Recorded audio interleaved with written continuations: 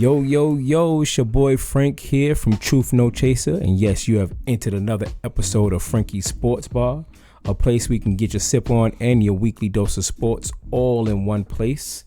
Yes, sir. Got my brother in the building with me today. Jay, what's going on, my bro? What's happening? Yes, sir. Just here to kick it real quick with me so I can talk a little bit of shit about Julio Jones. You know what I'm saying? I'm here to talk about the Cowboys. But before we get into anything, like always, got to pay the bills. I want you guys to follow us on all of our social media outlets. That will be YouTube, Truth No Chaser. I want you to go there and subscribe. I want you to go to our website at thetruthnochaser.com. I want you to follow us on Instagram at truth_no_chaser.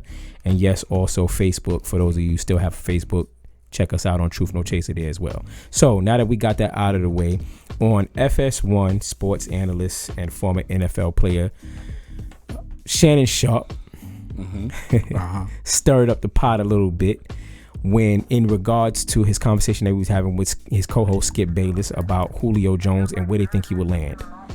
First off, let me start by saying, as a Cowboy fan, I do not want Julio Jones.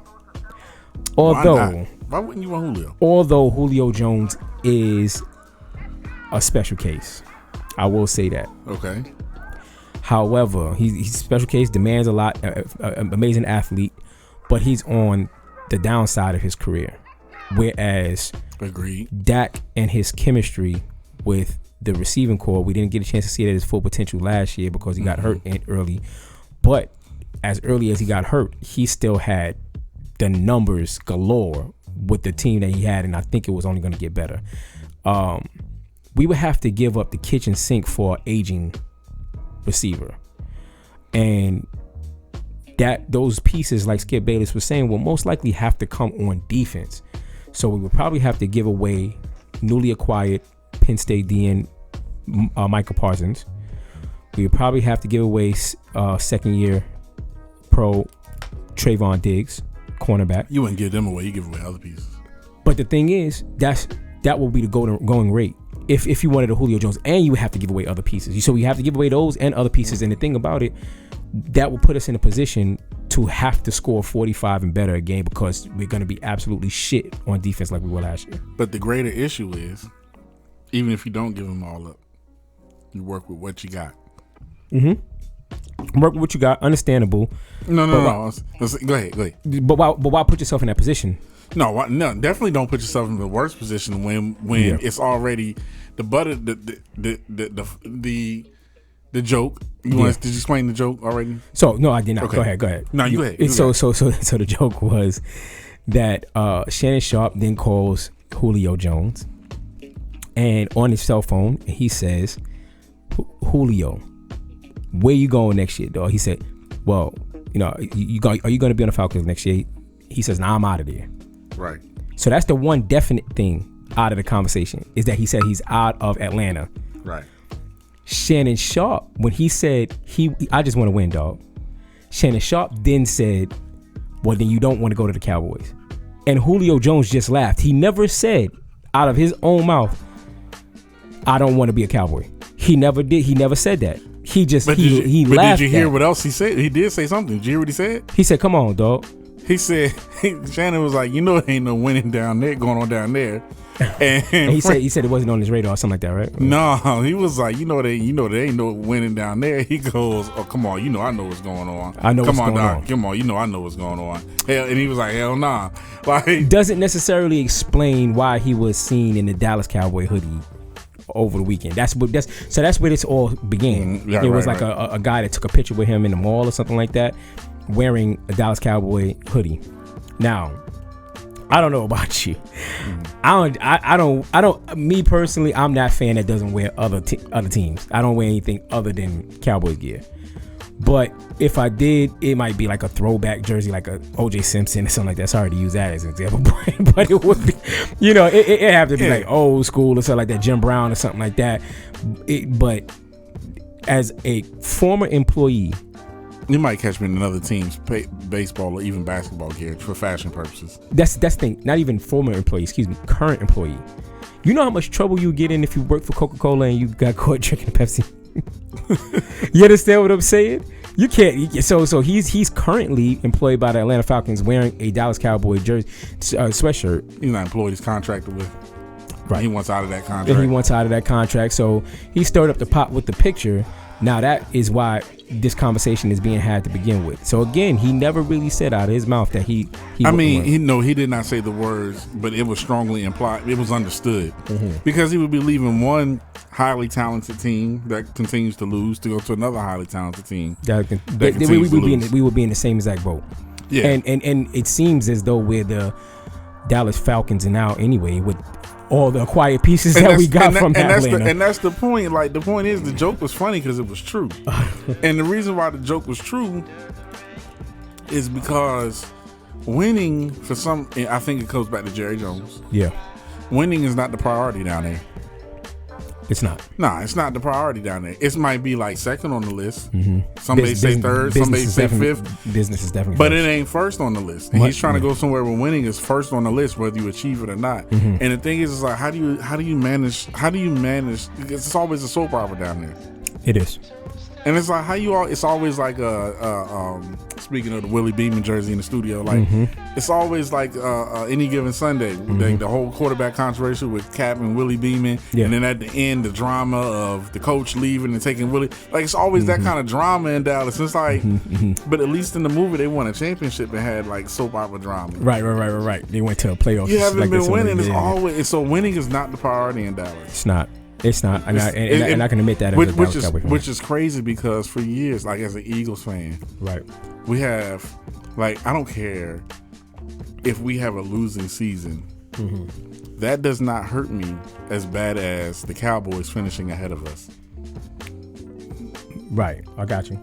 I understand that. I do not ever want the Cowboys to finish ahead of us. So I'm always sizing up the Cowboys roster. And to me, the Cowboys for the last like 10 years, definitely the last 6, has had the most, I guess, to be feared roster in the NFC. Roster on paper. Yeah. On paper, yeah. I mean, like, roster, like, oh my God, these cats is about to go. Like, these cats could go, but then it's like, you know, disappointment. Right. I get you now to another point. What do you think is a better fit? So now that, again, the definite statement that was made, I'm out of there. So that's franchise player talk, though. What do you think his next step is? I don't know, because I wouldn't invest in him like you. I wouldn't invest in him being a franchise player because of. But you know the Eagles is on his list anyway. Because but they ain't gonna buy. I mean, we'll take him. I know you would. We need receivers that can get separation. We don't have much. That's been our downfall for the past few since the Super Bowl season. Yeah. As a matter of fact, we did our receivers could, other than Torrey Smith, we really didn't have receivers that could get separation on the Super Bowl run, other than for the fact that what was it? This type of offense we ran. Yeah, that with Nick Foles and that play fake, what you call it? Play option pass, like that. That the fact that you can freeze the safeties a little bit, that helped. Right, but yeah. But we need, and so with Julio, Philly special, they call that. Yeah. Well, I'm talking about, but the whole run RPO. Oh, RPO shit. Okay, RPO, I got you. The whole RPO option, the whole RPO. So so RPO heavy offense. Right. Baltimore. Right. Baltimore would kill with Julio. Oh yeah, they would. Baltimore would kill with Julio. Because Julio can get separation in the short and the mid range. Yeah. So he doesn't have to be a deep threat. That's the one thing about him not aging mattering, really. Gotcha. His hands are crazy. Yeah. So Julio's like always open when he's not open. Yeah. That's a fact. So a lot of people are saying that Julio should just wait it out until Aaron Rodgers makes a decision, and he should follow where the money resides. He should follow. I don't think Julio's what Aaron Rodgers needs, though, because Julio's had a few. Aaron Rodgers is what Julio needs, because Aaron Rodgers has had somewhat type Julio receivers. Aaron Rodgers, the fact that he's never had receivers that can spread the defense. Right. Now, since we're talking about Aaron Rodgers, what do you make of his frustrations with the Packers organization? We were talking a little bit about it, but like, what do you think? I mean, I know I have my speculations, which is similar to a lot of like analyst stuff like that. But what do you think of, I don't like the way he's handling it. Who, him or the organization? Him. Okay. I just think he could be a little bit more professional. I'm not gonna say what a man should do. Yeah. If it were me, I would handle it a little bit more professionally. But you don't know what kind of, you never know what kind of mountain he's fighting. Packers are a very traditional organization. Of course, fans own stock in the team. It's a true ball club. I will say Aaron Rodgers, from the beginning of his career, had to take a backseat to a previous diva in Brett Favre. And that whole debacle and them trying to figure out which direction they were going to go with him. He's going to retire, he's going to come back, retire, come back. And he rode the bench for a little minute. 2 years, right? And didn't say anything. Then came through and had similar production and actually even better than Brett Favre. So I feel he feels as though the red carpet should be rolled out for him.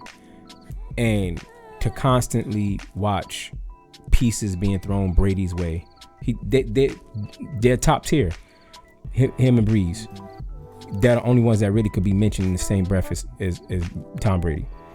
And for years, you watch Breeze get Michael Thomas and Ted Ginn and all those. You understand what I'm saying? Piece, and then you watch Brady get whoever the fuck he's dealing with a Philadelphia Eagles style front office where it's like, we got a great player, we're just gonna ride you. So yeah, you have the ability to make everybody great. So we're gonna give you one threat, Devontae Adams, and then a whole bunch of Lazard. They don't even get good running backs up in there. Valdez, Scantling. Who else is on there? They don't even be going after great running backs. They just be getting players. Dog. Just be getting players and let Aaron Rodgers. You the GOAT. Do what you do. Sneak 10 more guys to suit up. So he tired of that shit. And then to boot, not only are you not gonna get me receivers, you're gonna go out and draft a quarterback first round last year too. I think that was the straw that broke the camel's back. No, maybe not, but at the end of the day, Aaron Rodgers is aging.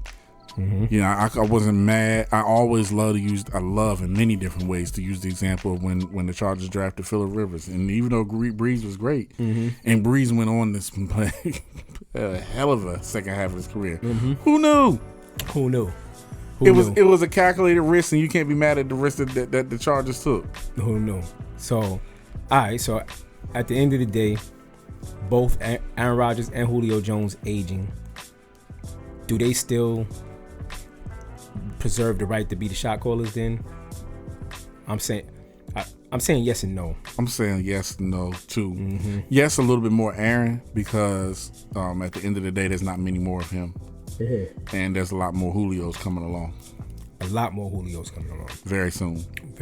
You never know when the next Aaron's coming. I mean, and that's no diss to Julio, obviously. It's not. It's just the way the numbers work out. I say from a physical standpoint, ain't that many Julios, but ability as far as go get itness and yeah, get it. 10 yards is 10 yards. Who can get it? Absolutely. But, well, that's interesting, man.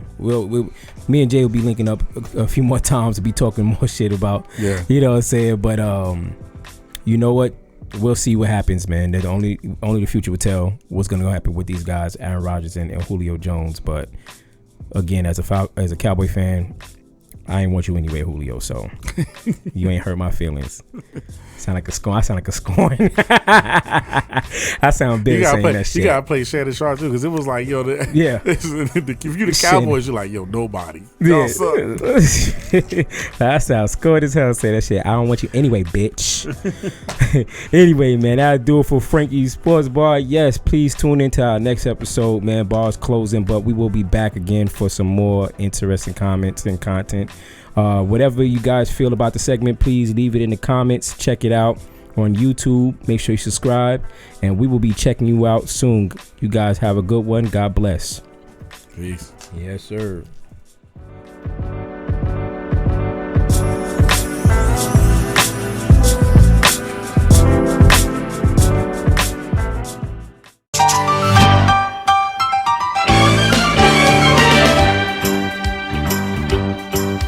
It's a rare condition this day and age to read any good news on the newspaper page.